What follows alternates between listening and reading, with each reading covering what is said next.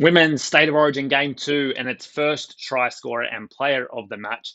You can jump to the chapters below if you want to get straight to player of the match, or stick around here for first try scorer straight up. Don't forget to subscribe, like. Let me know in the comments who you're picking for first try scorer. It's always a contentious one who's going to cross over for a 4-pointer first. Now, in this game, I like Jayme Fressard from New South Wales Blues. She's my number one pick. And I've got also Julia Robinson from Queensland and Kezzy Apps from New South Wales. A couple of trends that are leading me towards these players. Now, first and foremost, the left wingers from across the board, they're 30% more likely to score a try than any other position on the field.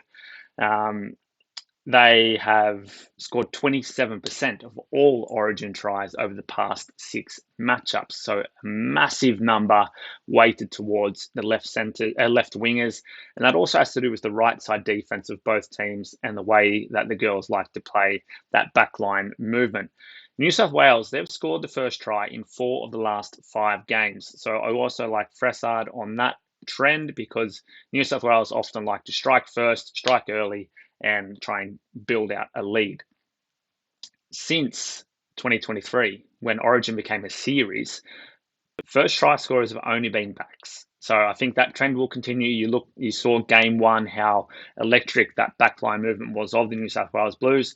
Then once the ladies started tiring a little bit towards the end, that's when the forwards were getting a bit more progress through the middle, and we saw Johnson score a try there. Outside of the wingers, I also like the left centres. They have been scoring in pretty good rate. Rory Owen made her debut last game, scored a try for Queensland, has also scored 5 tries in 6 of her last matchups. And Isabel Kelly from the New South Wales team is now the leading try scorer for Women's Origin after scoring her 5th try in 11 games. So if you don't like the wingers, you want to try and find a little bit more value, jump on the centres on the left side as well. Julia Robinson, as I said, similar to Jayme Fressard, the backline play, she's the beneficiary of that sticking and the ball getting out to the wing. She was kept a little bit quiet in game 1, so you think that she'd maybe try and inject herself a little bit more into the action in game 2. If Queensland are going to win, then it's going to be off the back of Julia being able to finish those backline plays. Now, Kezzy Apps is my long shot. I think watching her in game 1, she was so powerful on that edge. Now, it's not the edge that is giving up the tries, but it's still possible.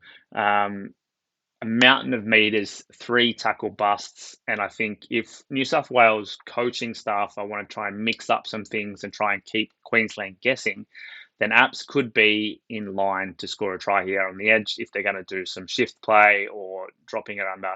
She is just a fantastic player, a veteran by this stage, and knows how to find the try line. That's first try scorer for game 2. Let's jump into player of the match. Now, player of the match is an award that's not always going to go to the most brilliant player or the most dynamic player on the field that's scoring tries or setting them up. It's going to go to the workhorses, and that's based on the trends over the past few years of who has been winning this award.